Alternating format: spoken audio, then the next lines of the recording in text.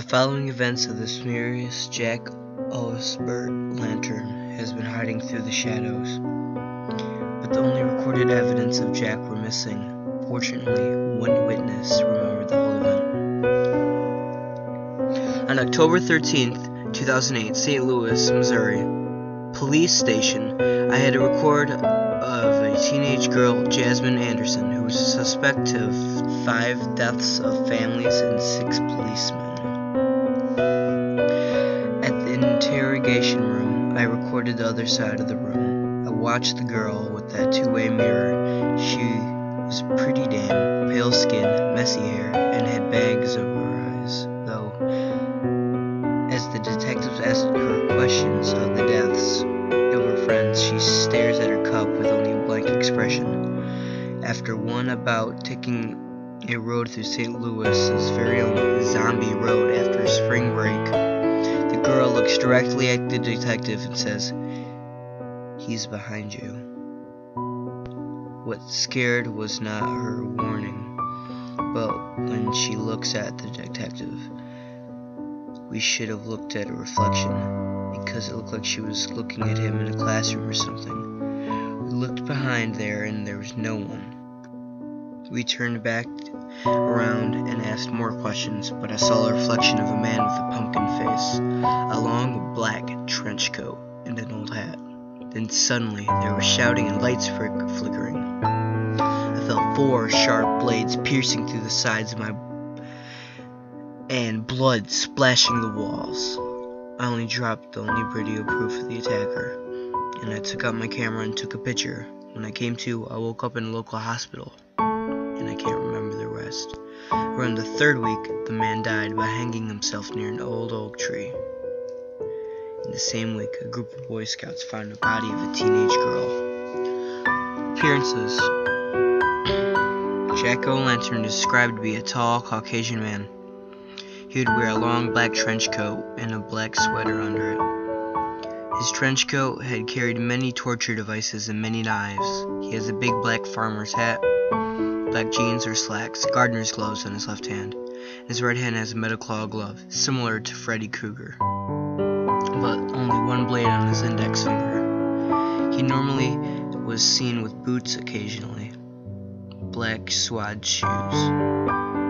His face was never seen before, but many witnesses says his face is a pumpkin, or at least a latex mask. His mask is described to be originally an actual pumpkin mask used back in the mid-1980s, 1990s.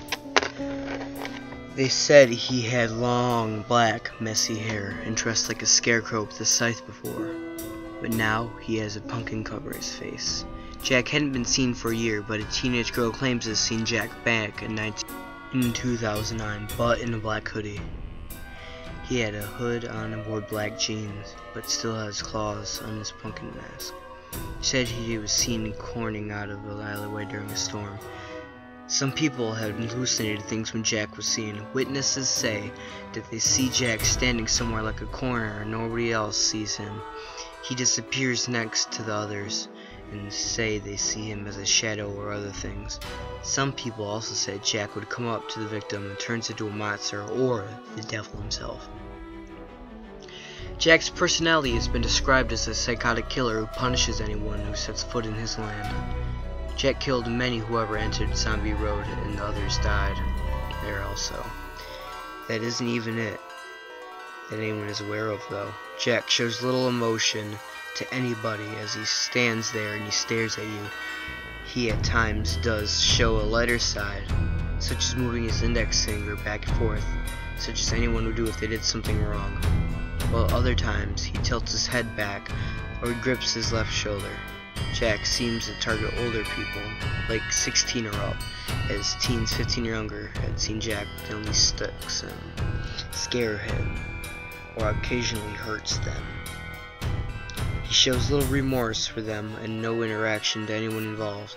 Older people experiences that as well, but eventually it gets more serious and often led to death, or someone having a mental breakdown.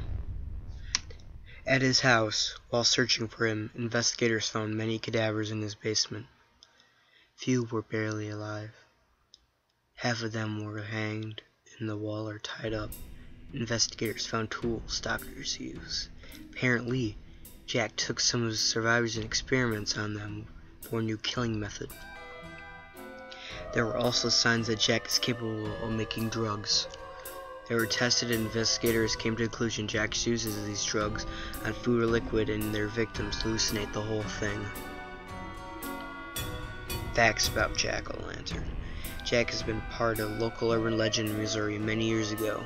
He is described as the Slender Man due to his behavior and their nature. In the local stories of St. Louis, Missouri, after the death of the city's oldest resident died, and her family held a funeral at the house located somewhere on the Lawler Ford Road, which is one of Missouri's most haunted places, Zombie Road. The cops were called to the house and found a massacre of family and friends by a young child. The cops shot the boy and found a small infant left untouched.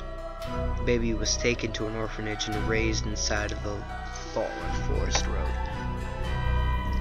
What didn't make sense was the orphanage was abandoned for years and explorers found the orphanage in terrible shape. Further information about the orphanage, it is said when he grew up, he lives in the house that the massacre began, and whoever dies by the road and passes his house, the person and his companions dies. One of the famous stories of Zombie Road is that children were killed due to them being mistreated by the orphanage and their souls continue to haunt the city's grounds. Zombie Road was the place where satanic rituals were performed. The following details are from eyewitnesses that drew through Zombie Road and saw unexplained visions. Jack-o'-lantern has claws on his right hand like Freddy Krueger, but originally he had a scythe. A 12-year-old girl claimed she saw a baby hang upside down from a tree. She got her parents and tried to show her the dead baby, but there was nothing there. She wrote in her diary that after moving to a summer house, which was on the home of Jack-o'-lantern, the family, the Blakes, moved to the house without realizing it was the killer's home. Living in the house, they experienced objects being misplaced, shadowy figures being seen, and loud noises around the house. When things had gotten more physical and the family tried to leave the house, only the mother, her oldest son, and their oldest daughter survived. When the family drove through Zombie Road, only their son died. At their home of Sparks, Nevada, the mother finds her son sitting crisscross on his bed with his mouth cut to look like a smile. The circle of the eyes were missing, with only his eyebrows. The mother cried and told the investigators it was raining and the power was out. She checked her son, slowly opening the door, and saw her looking at the wall. When she opened the door widely, her son's head turned, gave her the worst experience a mother had face to face. When her and her husband were moving out, the mother removes the clothes in the boy's closet and finds the markings of her blood son's face. After vacation, a professor and college students returned from a field trip to New York and were on their way back home, but one by one, the college students were killed, and the professor was to blame and was arrested later that day and confirmed to solitary confinement. He tried to reason with them. It was Jack-o'-lantern, and the next day he was found hung in his room wearing his straitjacket. While a truck stopped near Zombie Road, investigators found decomposed corpses over 10 years. In a well located somewhere near Indiana were 2 dead females.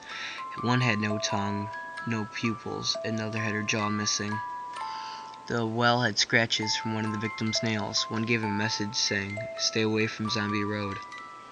One of the first victims to cross Zombie Road was found dead, covered in broken mirrors around her naked corpse. Investigators finds the bathroom mirror to be broken from the inside. In a video in an old cell phone found in the forest of Zombie Road, the video showed a man wearing a pumpkin on his face. The body was seen dragged away, and the other man downs the pumpkin. The phone belonged to Rachel Jobs, one of the first victims of Jack-o'-lantern. She thought she'd killed Jack, but actually killed her friend and taken to a small cabin. She was forced to be test subject and drank possibly water with a certain taste. She escaped and set the cabin on fire. And Jack. She left the cabin to catch her breath. Behind her, she heard footsteps on twigs and branches. She saw Jack's pumpkin face on fire, and his right arm raised up in the air. She began to run to the road and rescued by highway rangers. In a few months, Rachel disappeared and was never seen again. The Missouri State Police came, and they believed they killed Jack O'Lantern. Investigators found the basement full of victims and torture devices, becoming test subjects for methods to die. Meanwhile, the police officer leans over to the body. Jack removes the mask and reveals to be the chief, who was abducted from a hotel yesterday. He had his tongue cut and his hands sewed to the pockets. In local legends, Jack O'Lantern was believed to be a descendant of Pumpkin Jack, a pilgrim that was executed for his cruel humor and his killing women, children, and trialed as a witch. Legends say his bones were used as a scarecrow with a pumpkin head, and his spirit lives in the scarecrow and haunts the state for 300 years. Story about Chris Rogers, a mental patient who was appointed in a mental hospital in Reno, Nevada. Chris's family were found dead at home, hanging on a ceiling fan, and Chris hid in a closet in a fetal position. Judging by their bodies, they have been dead for 3 weeks. At first, Chris never spoke since his family's murder on October 1st, 2012. 5th anniversary, Chris finally spoke. The psychiatrist sat down with him and asked about his family's death. Chris did not tell him anything. Instead, Chris told a different story. The psychiatrist took a note out his notebook and pen and wrote down what he said. Visiting Grandma. It was summertime. Me, my mom, my dad, and my big brother were traveling to visit my grandmother in Columbia. My brother told me ghost stories of the path we were taking. Remember setting up the camp near an abandoned railroad. Dad said no one uses trains here for a while, as my mom and dad set up their tents and food. Me and my brother left and explored the tracks. As we walked on top of them, we noticed a lot of dead animals near the tracks. Squirrels, beards, deer. By a bush, my brother found a long bone. I checked out the bush and seen more bones. I started to feel uneasy, so we went back to our parents and helped. I felt like someone had been watching us that night. That next day, we drove through a road for hours. We passed some signs saying Lawler Road or something like that. Dad stopped at an abandoned house by the street. He and my brother left the car and checked it out. I don't know why they did that. I honestly don't know why. We waited a while. When my mom got worried, she told us to wait, and she goes to check it out. I was tired and fell asleep in the back. I awoke when I heard a scratching in the windshield. It was dark. I looked in the windshield and seen the house. I turned and saw scratches at the windshield. I looked at the house again and saw a tall black figure. He tried to open the door, so I locked it. He pulled his handles for a moment before punching the windshield and pulling me out by my hair and threw me out. I started to run. I looked back and I seen him walking in my direction. I looked forward to the road I was running on. I looked back once more and he was gone. I turned my head back up front and seen the man. I tripped over and tried to crawl away from him, but grabs my ankle, cuts my back with a sharp blade, grabs my shoulder so I could see him face to face. He puts his bladed finger up to my mouth and shushes me. I remember clearly his face as a pumpkin. Next thing I knew, I was at the back of my car in my mom's lap. I remember sitting on my bed in the right room, waiting for you to take me here to talk. I'm not crazy. I'm not. Chris hadn't said anything else after that and remained mute for a couple of days. No, he's here. After a couple of days, Chris is put in a suicidal watch after he tried to kill himself by slamming his head into the wall. Back and forth, he started to bleed so much, he almost died. He sat down in a straitjacket to talk to his doctor. The doctor noticed Chris had a photo in his sleeve and decided to take it. Once the doctor looked at it, he took one look at it and Chris began speaking. His doctor took out his notebook and wrote down most of what Chris said. In my teenage years, I saw him. Jack, that's what they called him. He was in my house and no one believed me. They gave me pills and took me to shrinks. None of the treatments worked. I kept seeing him. Even in school, he's here or there. I set up cameras in my house one night to record him. Found him alright. Knew I wasn't crazy. I took a picture of him in the hallway. That picture, what you have over there in your hand. At night, he would stand outside my door and knock on it or scratch at my window. He burned my bed, killed my cat, trashed the living room. But when I get everything was the same. I don't know how the hell he does it, but I stopped drinking my glass of juice, milk, water, soda, and I don't see him. Was he somehow, or did he put something in my drink? Maybe my food? My folks made me live with my uncle by the house in the hills. Nice at first, but then one night I saw him in my closet. He reaches out with his right hand and pulled me inside. I struggled in the small room, tried to fight him. Cousin opened the door and I fell and he was gone. I can't explain it. I know he grabbed me. He grabbed me like this. Chris grabs hold of the doctor, violently squeezes and chokes him, shouting, "Like this! Like this!" It was not long. Security saw it and tagged the camera and sprung into action. Chris was put in sedation and was suggested to have a tighter straitjacket. That night, the doctor had a late shift, put Chris's picture in a computer, made it brighter. He was in shock to see a shadowy figure standing by the door.